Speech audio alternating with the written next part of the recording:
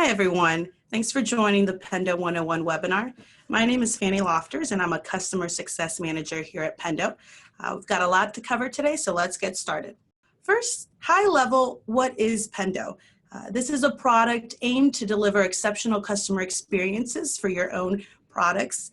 We do this kind of twofold. One, we have analytics, which enables you to gain insights into your product. And then we have guides, and that enables you to guide your users for your preferred behavior and outcomes within the application.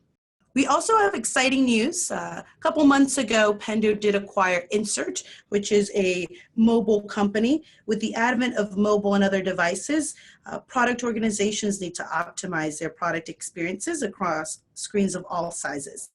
So with Pendo and now Pendo Mobile, also known as Insert, we are able to create products customers love regardless of platform or device. If you are interested in our Pendo Mobile offering, please let your CSM know. Pendo is meant to be viral within your company. One very cool thing is that we first started out with a preference for product managers and the product team, but very quickly realized that Pendo is a tool that all departments can use. So this graphic here is really our vision and a little tidbit on how every department within your company can experience our software and find success with it. So first things first, installation. What does Pendo collect? Pendo is installed in your application via a JavaScript snippet. This snippet then is part of your application and will collect click, focus, and load events. It'll also be collecting the metadata that you pass through to us, whether it be visitor email address, role, ARR, company size, things like that. We also collect other items that you see here, such as page views, responses to the polls you put up, and how they interact with the guides that you set up. So getting started. Here you can see the install settings that live within Pendo. A couple of key things that we tell all of our customers is to make sure you set blacklisting and staging up during the implementation process. The purpose of blacklisting is so that your internal users aren't added into your customer data, and we keep those very separate. You may still want that data and we still collect it, but it will live in a separate segment than your actual customer user data. Staging is incredibly important. A lot of our customers start by implementing Pendo first on staging to make sure everything's correct and then installing it in the production environment. But as you are up and running with Pendo, the staging environment will serve as a place for you to test your guides before you do send them out to production and make sure that everything looks good when you're implementing our guides. We also have here in this particular screenshot of the install settings, your data mappings. So we talked about metadata and the information you're going to pass through the snippet to us. Here you can see some of the different examples of data mappings we recommend. And the more metadata you pass through, the better. This is going to be the way you slice and dice your data. So it's very important that you have metadata that you and all Pendo users will find valuable. We have a couple types of users here that I'm going to highlight. What's nice about Pendo is that there is no cap on users. So we do want you to get the whole company using this tool. 3 basic users that we have here is 1, top-level admins, and those have complete access and functions to everything Pendo. So these are going to be your power users and your champions, can get all analytics, publish guides, and also set up any other users and settings. Below that is a user level. So these are just going to be users that tag pages and features, really get full robust use of the analytics, and have permissioning on guides per admin settings. So they can create guides and they can access guides based on what is set up by the admin user. And read only is going to be a user that just views analytics. So for some teams, analytics really is the most important thing for them in Pendo. For example, our sales team, they're very cognizant in some of the analytics, but don't really put up guides. So that's a good use case for the read-only user. Visitors and accounts. So talking about Pendo language here and what we consider visitor and accounts, this is kind of a graphic to show you an example of that. Your company, so Pendo, would be the account. And then below that, all the users, such as me, I would be a visitor. So your accounts would be people that are your companies, and then their internal users would be visitors. And that's how we define those two terms within the application. Your dashboard. This is going to be the first tab and page you land into when you log into Pendo. The dashboard is a nice place for you to have a quick view of things that really matter most. So as a CSM, my dashboard is comprised of my customers. Perhaps I have, the accounts that are red accounts that have low usage, or visitors that I know have been very healthy to keep up and seeing their usage within the week. So you see here different widgets that we call them. They are editable, movable, and it's a great way for you to quickly at a glance look at analytics that matter the most. Each dashboard will be unique to every user, so all the changes you make will only be apparent in your own account.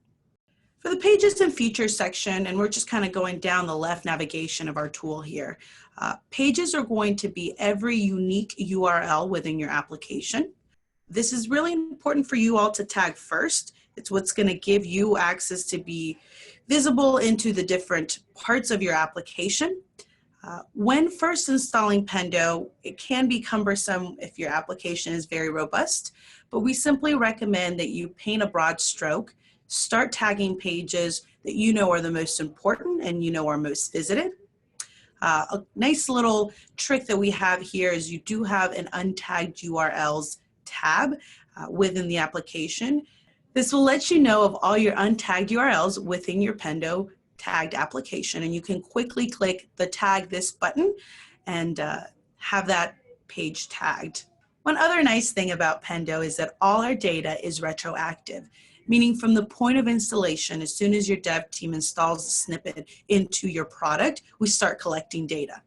So this is important because you might not get to tagging pages or features until months or weeks later after implementation of the snippet, and that's okay. You can give yourself that grace time and get things up and running correctly. Once you tag them, we are going to show you all the retroactive data from the point of installation. Similarly to pages, after that, you're going to want to tag features. Pendo defines a feature as a single CSS element, something unique, almost like any of the buttons within your application, and that live within a certain page. So first, you're going to want to tag your pages, and then you're going to want to go into each page and tag those features that you want to get analytics on. This nice screenshot here on top of the features is a heat map. So what's nice about Pendo is once you have tagged features within pages, you are then able to view it in this heat map view that based on the color will let you know some of your most used buttons and some of those that are least used as well.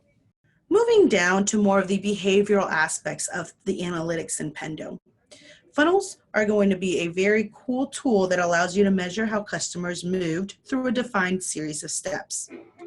So an example would be, you know that in order to add a user within your application, your visitors must, press 3 buttons in a row, and that will add a user.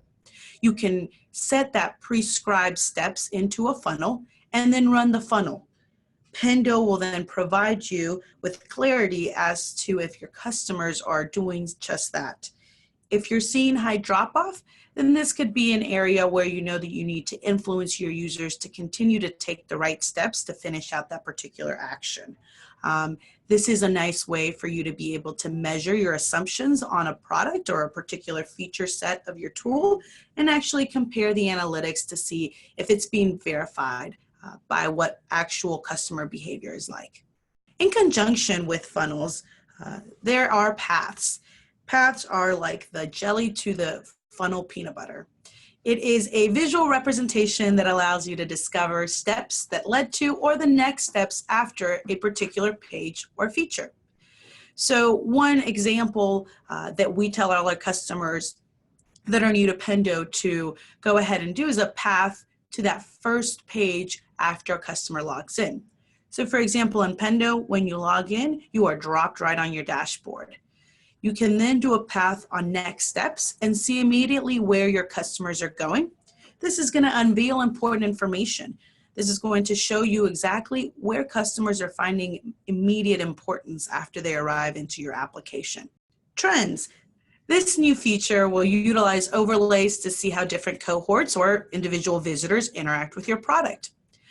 So here within the screenshot, you can see that you can start off by selecting what items you'd like to compare. A good example is going to be your segments. Maybe you want to compare enterprise versus small or medium-sized customers. You can actually drill down to the specific feature you'd like to analyze. You can also analyze total usage, and then the graph will overlay the two segments or the two different cohorts that you choose to compare. This is a nice and quick view that comes in line graph. You can also select a bar graph, and it's a nice way for you to be able to share, take a screenshot with the rest of your team. Segments. This is one of the most important, I think, vocabulary phrases within Pendo. Segments is what's going to allow you to use that metadata that you're passing over to us and slice and dice your data. So segments are going to be used both in all the analytics, but also the guides to make sure you're targeting your correct visitors and your accounts. This screenshot here shows very quickly how you can create a segment. You will name it, and then it's just made up of rules and logic that you set up. What's nice about segments is that you can set it up based on visitors, based on product usage, based on accounts, or like I said, any of that metadata. I'll go over a couple of segments that we find super useful here internally at Pendo and how we set those up. So as a customer success manager, to me, the health of my customers is incredibly important in being up to date to how my book of business is doing. So one thing that we can do is use segments to actually find out who my at-risk customers are and who my healthy customers are. So one of the segments that you can use is this at-risk customer segment. If you look at the rules, we've used two logic here formats for you to actually find out who these at-risk customers are. And here we use the example of the time they actually spent in the application. One of the rules is if the number of visits is less than or equal to 2 within the last 30 days, meaning in the last month they've only logged in twice. And with that same logic, the time on site is less than or equal to 10 minutes within the last 30 days. So if they're only spending at most 10 minutes in the last month, that's worrisome, especially for SCSMs. We want our customers to be in the application daily. So this is a nice way for me to actually find out who those people are and be able to proactively reach out. On the other hand, it's nice to also know my healthy customers and know who I can reach out to for blog posts or to generate more reviews for us. And one of these segments is the healthy customers. The way that we internally calculate that is if the number of days they are present within the application is at least 16 within the last 30 days, meaning more than half of the month these customers are logging in. Feature usage is another popular segment, especially when you all launch a new feature or you just want to see what features are being used or not being used by particular accounts or visitors. Here on the left-hand side, we have the never used feature. So you can actually set up a rule for a particular feature and specify if the number of clicks is less than or equal to 1 within the last month. So who are my people that have not clicked at all or just 1 click within the last month for a particular feature? So on the other hand is the active features usage segment. So this segment's going to be valuable to see who are your visitors and who are your accounts that really use a certain feature. You might be trying to see if there's ways to improve this particular feature. So first want to check out who's using it and then maybe ask those people for feedback. The way that we set up the logic in this particular segment is selecting that feature at least being used 10 times here, as you can see in the screenshot. One other account segment that we use is account types. So being able to bring in the metadata that will allow you to slice and dice between your enterprise customers and those SMB. So here we have 2 different types of ways that we can pass through that information. One is the plan level. If you all have plan levels that state enterprise, mid-market, self-service, things like that, you can actually find out those customers and those visitors and be able to see their usage. And on the other hand, SMB customers, the rule and the logic in that particular segment is using the ARR, annual recurring revenue, less than or equal to $15,000 if we know that small business customers typically fall under that range. So next up is guides. We've talked a lot about analytics, how to tag things, and how to view behavior of customers. And now guides is almost the second part of Pendo, and it's how to influence, change, or gather feedback from those customers based on the usage. So first I'll explain the different types of ways that you can launch a guide. One, via a template or a theme. A template's what's going to allow you to have a consistent format be applied to all the subset of your guides. So this is probably going to be something that you can get one of your designers to set up for you, and that's going to be the branding of your application. One thing you want to make sure is that all Pendo guides look like your application's native guides so that they follow the same branding protocol. And on the other hand, we offer themes. These are starting places to create guides, but must be customized to fit your own branding. So that might need a little bit more technical assistance with the themes. One of the popular guide use cases that we talk about is providing your customers with a welcome experience. A welcome experience will allow you to not only give your customers warm and fuzzies when they first log in, but also very high level be able to demonstrate what your application has. As you see here on the left-hand side, we start off with a light box, a guide type, that just says welcome. It tells you a little slogan of what Pendo does, and then it has a button that continues the walkthrough by clicking explore. So that part is almost giving your customers a handshake, a hug, and saying, hey, thanks so much for logging into our tool. Followed by, like I said, a very high-level tour. Our particular welcome experience here at Pendo only has 2 tooltips that highlights product analytics, and then it goes and highlights in-app messaging, which would be our NPS and guides. So one important thing is not trying to overwhelm your customers as this is the first time they're logging in, but really letting them know, it's their first time. Here's some quick wins for you to be able to figure out what to do, and then let them explore on their own. Next up, another popular guide that customers get a lot of use of is our tooltips. This is a nice way to be able to quickly add help language around any place in your account that you might seem confusing or any of your customers are having trouble with. On the left-hand side, here's a real-life Pendo example. We had a lot of customers write into our queue what some of these date ranges meant, right? What did today mean? What did last 7 days? What does last 30 days mean? And what is the data that I'm actually seeing in the application?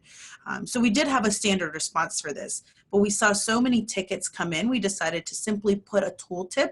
This tooltip is visible for anyone that clicks on our badge, and very quickly we saw a decrease in tickets for that particular question. Same thing here with our frequency. These are just quick wins for us here internally because we were able to reduce support tickets, but also it's an easy way and a way that does not seem cumbersome for the user. It's an at-will badge and guide that they can click onto if they do happen to have questions about different vocabulary within our application. Next up is a way to use guides to gather feedback from your users. So as much as guides are to influence behavior and guide users and provide that in-app contextual help, another use case for guides is to actually ask customers questions and get information from them. One is, what is your role? I mean, as product managers, you're probably wondering how different role types use your application. This information may or may not be readily available for you. So one thing you can do is put up a quick guide and have your customers check off their role. This is an easy way for you to gather feedback and also not very obtrusive, but it's quick and easy and in-app. One other item that you can also gather is, what internet browser they're using, if that's something that you're wanting to know. Along that vein, getting that product feedback from guides is also incredibly important, and we see our customers doing this daily. So here are a variety of different guides that we've seen our customers put up or that we've put up internally. A simple, was this guide helpful? Thumbs up, thumbs down. Even a, how are we doing, with space for your customers to write more detailed feedback. We also have, number, multiple choice, etc. So you can see here, this is a way that you all, especially in the product team that want to get customer input, can easily get it from an in-application guide. What's really neat about the way our system works and the application is that we can use those segments that we talked about during the analytics and be able to segment to visitors that have used the feature. So we want to make sure that we're putting guides up for those visitors that have actually used your feature and have used it widely so you can get the best feedback from them. And finally, in terms of guides and in-app messaging, we've got NPS. So Net Promoter Score is a very standard way to measure how successful and how your customers view your application in the SaaS world. Recently, we have created a more robust NPS system within our application. It now lives outside of guides, and you can see here the different types of factors that the NPS pulls in. What's nice is the analytics now live on its own, so you can very much dig in and drill into those promoters and detractors and see what they're doing in the system to be able then to gain that insight and take it back to your product team. I want to talk about one really cool way that you can get in touch with us and other members of the Pendo community. We have this Pendemonium Slack. This is available for anyone to join. This is a way for our Pendo users to form a community and ask questions and learn from each other. It's been really neat seeing people put up their use cases and sharing the neat stuff they've done with Pendo, but also a way to quickly get some of your questions answered by other power users. Now, our tech support team is not on Pendemonium Slack, so be aware the best way to reach them will not be via Slack, but this is a nice way to actually form a community and bounce your ideas off each other. For everyone listening, we would not only like you to join our Pendo Slack, but also share your stories on our channel, Pendo Stories, to see how you've implemented Pendo, share your successes and other cool stories about Pendo usage within your company. Lastly, we talked about you can reach us and Slack us, but really our help center is going to be the root of where you can get most of the information you're needing to implement and have best practices within our tool. It is help.pendo.io. We not only have articles, but also for those more visual users, we have plenty of videos as well. And our tech success team does live at help@pendo.io. Again, they're not on our Slack channel, but they're readily available in the queue. So if you quickly send in an email, we will get that answered for you. That concludes this webinar. Thank you so much for joining me today. If your question was not answered during this time, note that one of our CSMs will reach out to you via email to make sure it is addressed. I really appreciate your time, and I'm looking forward to seeing all the awesome things you'll accomplish with Pendo.